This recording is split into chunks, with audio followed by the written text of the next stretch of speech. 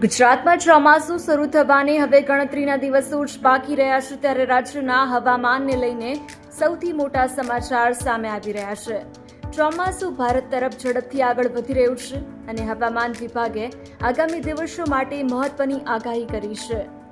સામાન્ય રીતે કેરળમાં ચોમાસું શરૂ થવાની સત્તાવાર તારીખ 1 જૂન હોય છે, પરંતુ આ વર્ષે ચોમાસું વહેલું દસ્તક દે તેવી પ્રબળ શક્યતાઓ દેખાઈ રહી છે. હવામાન વિભાગના જણાવ્યા અનુસાર આગામી 2 થી 3 દિવસમાં દક્ષિણ પશ્ચિમ ચોમાસું વધુ આગળ વધીને કેરળની નજીક પહોંચી શકે છે. આ વખતે કેરળમાં મે મહિનાના અંત સુધીમાં જ ચોમાસું બેસી જાય તેવું પૂર્વાનુમાન છે, જેના કારણે અરબી સમુદ્ર અને બંગાળની ખાડીમાં પણ હલચલ વધી ગઈ છે.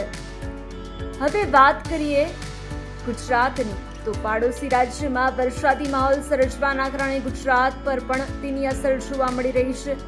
અરબી સમુદ્ર તરફથી આવતા ભેજવાળા પવનોને લીધે છેલ્લા કેટલાક દિવસોથી દક્ષિણ ગુજરાત અને સૌરાષ્ટ્રના કેટલાક વિસ્તારોમાં વાદળછાયું વાતાવરણ જોવા મળી રહ્યું છે. હવામાન વિભાગના મતે આ વિસ્તારોમાં બપોર પછી ગાજવીજ અને તેજ પવન સાથે છૂટો છવાયો વરસાદ પડી શકે છે. ખાસ કરીને દરિયાકાંઠાના વિસ્તારોમાં પવનની ગતિ વધુ રહેવાની શક્યતા રહેલી છે. જોકે રાજ્યના બાકીના વિસ્તારોમાં હજુ પણ ગરમીનો પ્રકોપ યથાવત રહેશે. હવામાન વિભાગ અનુસાર ગુજરાતના મોટા ભાગના વિસ્તારોમાં હવામાન સૂકું રહેશે અને હાલ પૂરતી ગરમીમાંથી મોટી રાહત મળવાનું કોઈ સંકેત નથી. જોકે રાજ્યમાં હીટવેવની કોઈ સ્થિતિ નથી, પરંતુ મહત્તમ તાપમાન 40 ડિગ્રી સેલ્સિયસની આસપાસ નોંધાઈ શકે છે. બપોરના સમયે લૂ વાશે, જ્યારે દરિયાકાંઠાના વિસ્તારોમાં અસહ્ય બફારાનો સામનો કરવો પડશે.